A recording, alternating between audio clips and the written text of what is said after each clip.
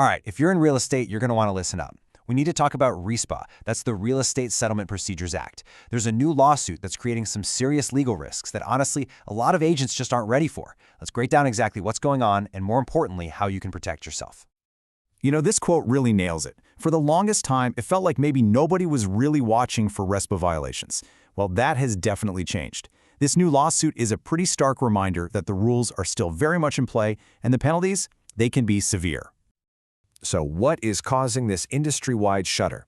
Well, it all kicks off with one major lawsuit that has sent some serious shockwaves through the real estate world. Get this, the lawsuit against Zillow was recently updated to include racketeering charges. Now, that is a huge deal. It takes this whole thing from a simple compliance issue to an accusation of organized, ongoing illegal business. That's a completely different level of risk, not just for the big guys, but for everyone who's connected to them. And we're not just talking about corporate giants in the hot seat here. Brokerages like Works Industries, GK Properties, and the Frano team, they've all been named in the suit. These are teams and brokerages just like many of yours, and they've been pulled into this massive legal fight. It's a serious wake-up call for the whole industry. Okay, so let's get right to the heart of the issue. The lawsuit really shines a spotlight on a specific behavior that creates this massive risk.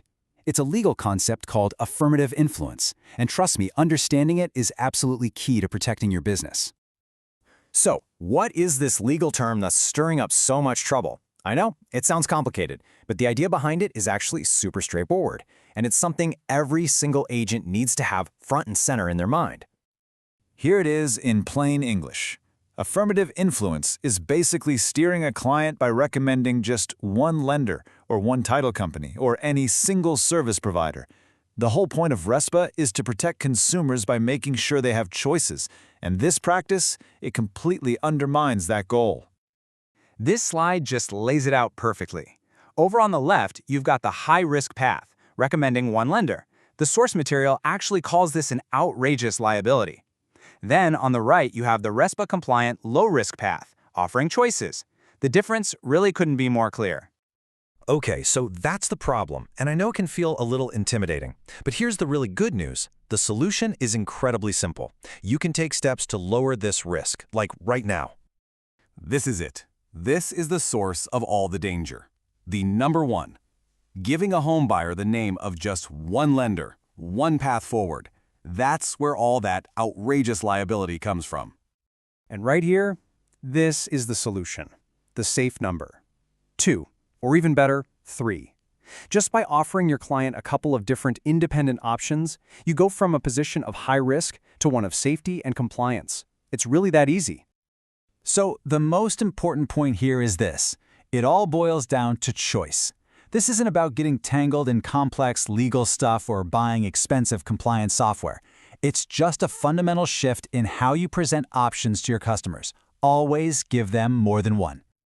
Knowing you need to offer choices is one thing, but how do you actually put that into practice in your day-to-day work with clients?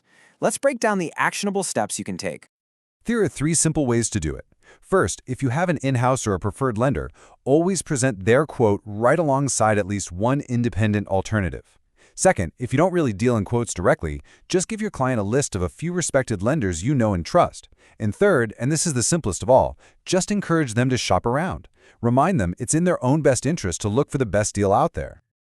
Now look, avoiding a lawsuit is a huge motivator, obviously. But this whole practice of offering choice, it goes so far beyond just protecting yourself legally. It actually connects to a much, much bigger picture. Think about the housing affordability crisis. By encouraging your clients to shop around for their mortgage, you're not just complying with the law, you're actively helping them find more competitive rates and lower fees. You become part of the solution, making sure your clients don't overpay for what's probably the biggest purchase of their lives. Because ultimately, this is what it's all about. This isn't just about ticking a compliance box. It's about building your reputation on a foundation of trust.